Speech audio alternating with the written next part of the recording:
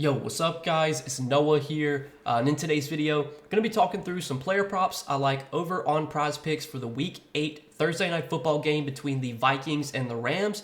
Got a pretty good matchup that I'm excited for this Thursday night, guys, and I've got two player props that I do like for this game over on Prizepicks that we're going to break down, that we're going to discuss in this video. As always, we're going to talk through these plays, share why I like them. Now, before we do get started, make sure you guys hit that like button down below if you enjoy these Prizepicks videos, and make sure you hit that subscribe button if you have not yet. Also, if you are new to Prizepicks and if you don't have a Prizepicks account, you can sign up and use promo code NOAH. When you sign up for Prizepicks with my promo code and place your first lineup, you'll instantly get $50 in promo funds added to your account. So be sure to check out Prizepicks if you guys have not yet. And also, we do have a partnership with Sleeper. If you guys want to check out Sleeper, you can do so, linked down below in the description. Or again, just use that promo code NOAH over on Sleeper. You'll get your first deposit matched up to $100. So if you put in, $100, Sleeper will match that, give you an additional $100 to play with. You put in $50, they'll match that, give you an additional $50 to play with. And Sleeper, very simple, easy site to use. It's very similar to Prizepicks. You're just picking more or less on player projections. You can win up to 100x your money over on Sleeper. So if you like to, kind of build those lotto type tickets, those, chase for those big hits, you can do that on Sleeper. But if you guys do want to check them out, again, sign up, use promo code NOAH, so that way you do get your deposit bonus over on Sleeper. But we got two picks to talk about for Thursday Night Football Week 8. Two props, guys, that I'm liking. Let's go ahead and break these down. So looking at the first prop that I like for Thursday night, we're going to look at a rush attempts prop, and I'm liking Aaron Jones for less than 15.5 rush attempts. So if you look at Aaron Jones' game log this season, he has only gone over this line twice. So he has gone under this line in 4 out of 6 games this season. And the 2 games he went over, one of the games against Houston was a game that the Vikings won big. They won that game 34-7. So that was a game script where they were just able to really run the ball, kill the clock, feed the ball to Aaron Jones. And then their other game was another win against Green Bay. That was a revenge game for Aaron Jones. He did get 22 carries in that game. Maybe it was their game plan to get him a bunch of carries in that revenge game, but 4 out of 6 games this season, Aaron Jones has gone under this line. It's a short week for Minnesota. Aaron Jones is coming off a hamstring injury. Now, he was able to fully practice Wednesday, and he is off the injury report. So he's expected to be full go. Like, there's not expected to be any limitations for Aaron Jones. But you could definitely tell yourself a story where on a short week, coming off a hamstring injury, maybe the Vikings don't force feed Aaron Jones 16, 17, 18 carries here. Plus, this is also a game on the road against the Rams, who are getting some guys back. I mean, the Rams are getting Cooper Kupp back tonight. So this is definitely a game that could be a little bit more competitive. It's only got a 3-point spread.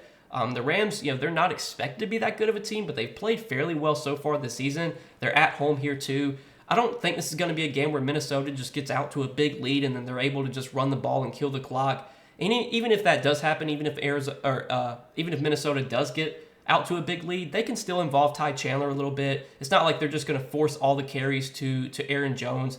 And looking at sportsbook odds, DraftKings Sportsbook, they have this prop heavily juiced towards the under. It's minus 145 on DK Sportsbook right now. And obviously on Prizepicks, you don't have to lay juice. It doesn't matter if you take the over or the under on a prop. For the most part, it all pays out the same unless you're correlating props. But for this prop, it doesn't matter if you take the over or the under. It's going to pay out the same. So DraftKings has this juiced at minus 145, favoring the under. On Prizepicks, we don't have to lay that juice. So give me less than 15.5 rush attempts for Aaron Jones as our first play for Thursday night. And then the prop that I like to pair with that on the Rams side, we're going to look at a targets prop, and I'm liking Cooper Kupp for more than 9.5 targets. So Cooper Kupp has only played in 2 games this season. Week 1 against Detroit, he was fed 21 targets in that game. That was a game I believe that Puka Nacua got injured in. So obviously no Puka Nacua, you expect Cooper Kupp to get a bunch of targets. And then the game against Arizona, that was the game that Cooper Kupp got injured in. He only played, I don't know if he got injured, but it was a massive blowout. He only played about half the snaps. I'm pretty sure that was the game that he got injured in. So it's hard to really look too much into that Arizona game because, again, it was a huge blowout and he only played half the snaps. But week 1 against Detroit, we saw Cooper Kupp get 21 targets in that game.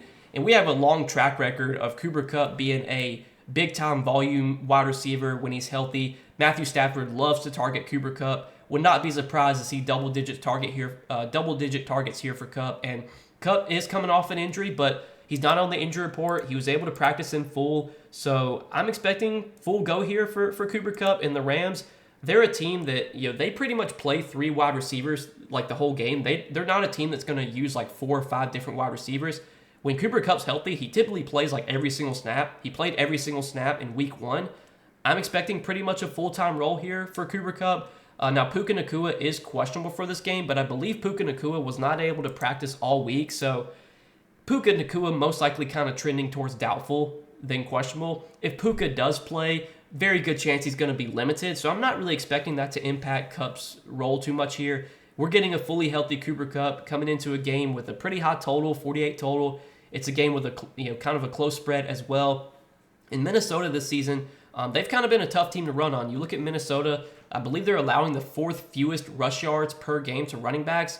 Kyren Williams, he's looked great this season. He's been getting a lot of volume, but I definitely think with Cooper Kupp coming back, we could see this be a spot where maybe Matthew Stafford airs it out a little bit more. You can kind of look at Stafford's projections this week, and you can look at just his lines kind of across the board. Like his fantasy score line is set at 15, although he hasn't gone over that in all of his last 5 games. His pass yards line is set at 239.5, even though he's only gone over that once in his last 5 games. So you can kind of see that the books are expecting more passing volume here for Stafford. His pass attempts line is up to 34. If we get anywhere near 34 pass attempts for Stafford here, I feel pretty good about Cooper Kupp getting 10 targets, because Cooper Kupp, when he's healthy, especially without Puka Nacua, he typically has about a 30% target share or close to that. Obviously, his target share in week 1 was absurd, 21 targets. Not expecting 21 targets, but I think double-digit targets is definitely in the range of outcomes here for Kupp. And looking at Underdog, they do post target projections on their site, and Underdog has their targets line on Kupp set at 10.5. So they're a full target higher than what Prizepicks is. At 9.5, I do like this play quite a bit. And you can just look at Kupp's receptions prop. I mean, he's got a 7 receptions prop. Feel pretty good that if he gets 7 receptions or more, he's going to see 10 targets or more as well. And there are definitely scenarios where maybe Kupp only gets 5 or 6 receptions but still gets 10 targets. Would be pretty surprised to see him get 7 or 8 receptions and not get 10 targets. So I like that as our 2 props for Thursday Night Football, guys. Just rolling with 2 picks here. It's a tough board. There's not a ton of props that I love for this game, but these were the 2 that I like most looking at the board the night before. If I find any more plays I like for this game, I'll share those on Patreon. As always, guys, if you do enjoy these Prizepicks videos and if you do want more Prizepicks plays from me, I give those out on Patreon. I do give out a full write-up for every Prizepicks play I provide on Patreon, so check that out. Linked down below in the description if you are interested.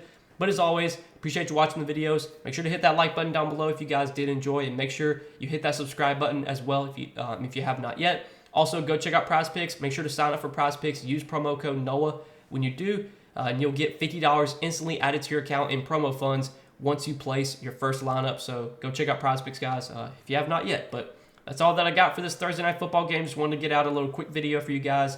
Best of luck, though, on this slate. If you guys are going to be making some props, building out some lineups, best of luck. Let's win some money, and I'll see you in the next one.